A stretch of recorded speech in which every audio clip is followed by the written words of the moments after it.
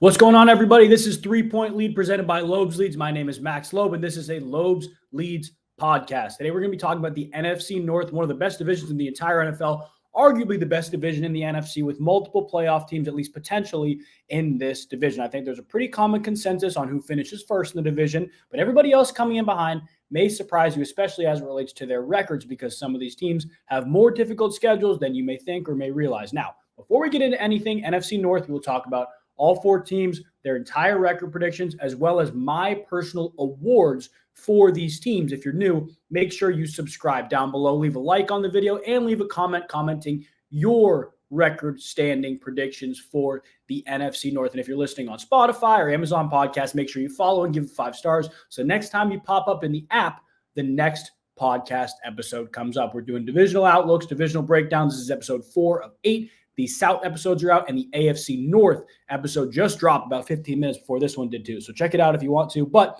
let's talk about our Detroit Lions, the first place team in the NFC North. I have them going 12-5. And this is a tougher schedule than I think a lot of people realize. I have their losses to Arizona.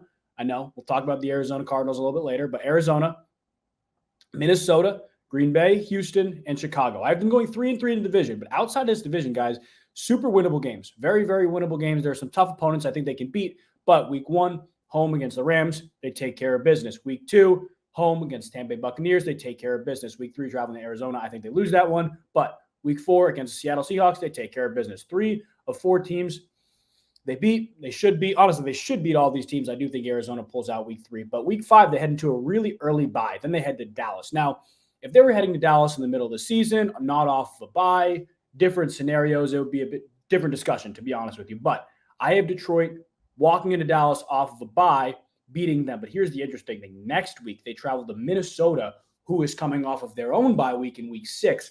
I have the Vikings upsetting the Lions at home. I think the Vikings are better than people give them credit for, especially on the offensive side of the ball. I think they win that game. Christian Darrisaw should be good to go by then. Week 8, Tennessee travels to Detroit. Detroit's not losing that game. Week 9, though, Detroit travels to Green Bay. Green Bay should take care of business.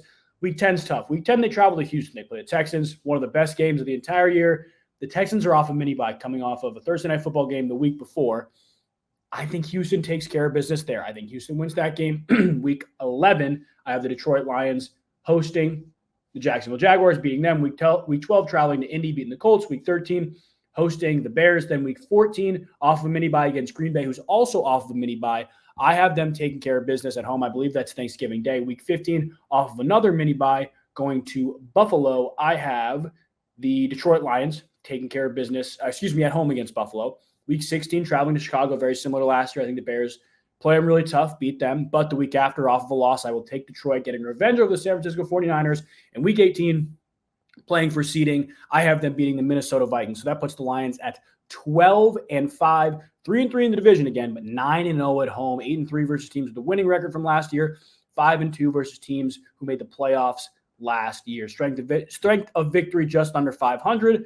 Let's move to the next team in this division, not necessarily in the standings, but the next team in this division, the Minnesota Vikings. I just said they're better than people give them credit for offensively, and I do stand by that. But this schedule is a gauntlet.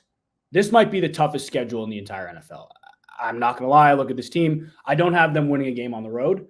I think they got to take care of business at home, and they got to take care of business at home against teams that, to be honest with you, they're as good as. I don't even know if they're better than some of the teams that they're beating. But week 1, I have them traveling to New York and losing. I have New York winning the opener, the Giants. And then week 2, I have them hosting San Francisco. Listen to this, guys. San Francisco, Houston, and then on the road against Green Bay in 3 straight weeks. 3 straight weeks. I have them losing to San Francisco, losing to Houston, losing to Green Bay. Week 5 coming back, getting their first win of the year against guess who? The New York Jets. I know it sounds crazy, but I think they upset the Jets. And then, again, like we talked about off the bye next week, beating the Detroit Lions in week 7. So 2-4 after 6 games. Then you travel to LA on Thursday night. You lose that game. You host the Colts, granted, on a mini bye. The week after that, you're not beating the Colts. You have to travel to Jacksonville. You're not beating the Jags. You have to travel to Tennessee. I think the Titans get the best of them. You got to travel to Chicago. I think the Bears beat them. You host the Cardinals. This is one that can go either way. I do think the Cardinals win this game again. I think the Cardinals are better than people give them credit for. I think the Cardinals win this game. Week 14, hosting the Atlanta Falcons. I have the Vikings upsetting the Falcons. Either of those games could go the other way, and I wouldn't bat an eye at it. But Week 15, hosting the Bears. I think they can take care of business against a division rival at home. But Week 16, traveling to Seattle. Yeah, I don't believe they'll win that game. Week 17, hosting the Packers. I have them winning that game. Am I confident in it? No. And then Week 18, obviously the Lions beat them. 3-3 in the division. I think you guys are going to see a lot of splits within this division, but 3-3 within the division, 5-4 at home, taking care of business at home against teams that they probably should beat or could beat, but nothing on the road. 5-8 versus teams with the winning record from last year. Strength of victory is a .635. So they're beating good teams, right? They're taking care of business against teams that they should beat, but then the other teams they're beating are really good, like the New York Jets. Obviously, they'll beat the Lions once. But I have them at 5-12 going into the third team in the division. We will go to the Chicago Bears. Now, this is a team that I think could make the playoffs. We'll walk through their record prediction. I'll tell you guys where I have them in the standings. I think they could make the playoffs. I think if Caleb Williams comes in and even is half of the player that we expect him to be, they're going to be a legitimate team because their defense is that good. I have them 7-2 at home, guys. 7-2 at home. Week 1 at home, Tennessee, they take care of business. Week 2, traveling to Houston, they're not going to win that game. Week 3, traveling to Indy, they're not going to win that game. Week 4 is where it gets interesting. They host the Rams. I think they can beat the Rams. I think they can score enough points to keep up with that team. And I think that defense will do enough to stop Matt Stafford. That secondary is no joke. Week 5, hosting the Panthers. They beat them. Then week 6, hosting the Jags in a moderately decent weather game. The Jags beat them. So 3-3 at their week 7 bye. I have them ripping off 5 straight wins the next 5 weeks. On the road, off a bye against Commanders, you beat them. On the road against Arizona in a dome, you beat them. At home against New England, you beat them. The tough one here, though, at home against Green Bay coming off of a bye. I think Chicago can beat this Green Bay team because of how talented they are on the offensive side of the ball. I think you saw last year towards the very end of the year, those two teams played when Chicago was very much the inferior team. It was close. The Packers are obviously pretty good, but I think the Bears take care of business here. Week 12 at home against Minnesota, they win. Like they're beating teams they should beat. Week 13 on the road against Detroit. I do think they lose that game. Week 14, even off of a mini bye playing on Thursday the week before against Detroit, you lose to the Niners. I'm sorry. You go on the road to Minnesota, you lose that. These 3 games kind of push them away from the playoff picture a little bit, but week 16, you come back in Chicago, middle of December, you beat the Lions. You host the Seattle Seahawks. This is where it gets really interesting because right now I would have this team at 9-6 heading into the last 2 games of the season. Week 17, host the Seahawks. Seahawks come in and upset them when the Bears have everything that seems so promising. You lose one of the biggest games in the year. Then week 18, even off a short week, you lose to Green Bay, finishing 9-8. And I have them at 8 in the NFC, missing the playoffs by 1 spot. One spot. And looking back on it, I think it's a full game. I'll check right now, but they missed the playoffs by 1 full game. No, not even by a full game. They just missed the playoffs. They just missed the playoffs by a tiebreaker. 9-8 for the Chicago Bears, as crazy as that sounds. We will move to Green Bay now. The Green Bay Packers are, again, a good team. People give them credit where it's due. Week 1, I don't think they beat Philly on the road. On the road, it's in Brazil. I don't think they beat Philly. Week 2, though, you host the Colts. That's a game you should win. Week 3, travel to Tennessee. That's a game you should win. Week 4, you host the Vikings. That's a game you should win. Week 5, traveling to LA. I go back and forth on, but I do have the Rams winning that one. Week 6, host Arizona. You should win that one. Week 7, hosting Houston. Tough, middle October. Elements shouldn't be a factor. I think Houston pulls that game out. And the week after, traveling to Jacksonville. Jacksonville's a better team than people give them credit for. Talked about it 3 videos ago. Jacksonville wins this game. Week 9, you host Detroit. You beat them. Bye week. Week 11, lose Chicago. Week 12 and week 13, you have back-to-back games against the Niners and the Dolphins. I think this Chicago loss plus the bye week wakes this team up. You go back-to-back. You beat San Francisco. I think they were a better team than they were last year. And you beat Miami in Green Bay in probably November. Week 14, you lose to Detroit. Tough game, you lose to Detroit. But week 15, off of your mini-bye, you go beat Seattle. Week 16, you host the Saints, you beat them. Week 17, travel to Minnesota.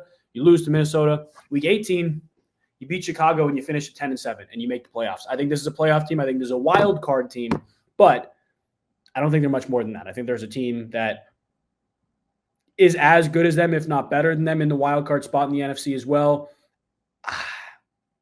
At 10-7, they make the playoffs. The way it would work now, they play a team that I have not talked about yet, so I won't talk about it at all, but they play a team that's really, really good. Hint, rematch. And I don't think they're much more than the wild card team that they are. Before we continue to talk about this, though, I want to give a brief shout out to our sponsor, Better Picks. If you guys are playing fantasy football, you love to pick more or less on your favorite players, their projections for yards, catches, touchdowns, whatever it may be, you can join Better Picks with code LEADS, LEADS, and get your first deposit matched up to $250. That's code LEADS on Better Picks. I know I'm looking at the season-long stuff, but once the year starts, I will be on that every single day during the week, looking for the best projections for the players, especially those guys in the NFC North. One guy I absolutely loved riding last year, David Montgomery, and it wasn't the touchdowns, it was the rush yards. They always underprojected him, always. I love David Montgomery, but let's talk about our award predictions for the NFC North. Offensive Player of the Year, Defensive Player of the Year, Rookie of the Year, Breakout, and a Sleeper. I'm going to start with my sleeper because it's Green Bay, it's Jordan Love this, Josh Jacobs that, Jaden Reed this, Romeo Doubs that. We have forgotten about Christian Watson. The dynamic ability he possesses is rare. I think he's a downfield threat. I think he's a big run-after-catch threat. Obviously, he dealt with some injuries last year. But if he's healthy, he is a dynamic player, a dynamic talent that not a lot of teams have in the NFL. I think Christian Watson is a real sleeper. If he can stay healthy, we'll add a new element to that offense of a true deep threat, a guy that can stretch the field but also go up and get the football. Unlike a guy like Jaden Reed, a little smaller. He can stretch it, but a little smaller. He can be a true X receiver that you're afraid of as a defense. He is my sleeper. My breakout player is Jahmyr Gibbs. Like, everybody knows how I feel about Jahmyr Gibbs. I think a good amount of people are also operating under the same assumption as me that Gibbs is a top 5 back. Like, he is an elite talent, maybe not top 5, a top 8 back.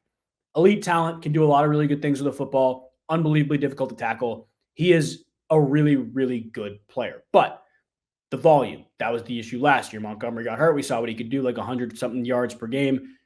If he overtakes Montgomery as that number 1, which I think he will become a common consensus top 5 back in the NFL. My Rookie of the Year, Caleb Williams. I don't need to say much about this.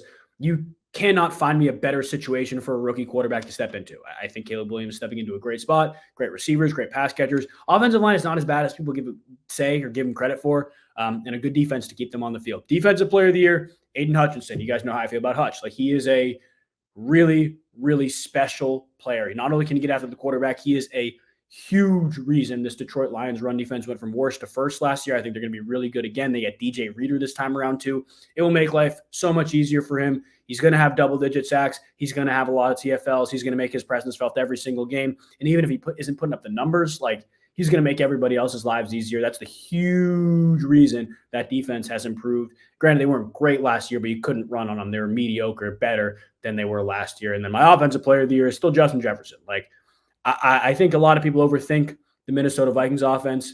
You forget who their coach is. You forget how much he likes to pump the ball to a certain receiver. Justin Jefferson is going to get his. He's going to get his targets. He's uncoverable one-on-one. I don't care who his quarterback is. I could be out there. I'm going to throw him the ball. He's going to get the ball.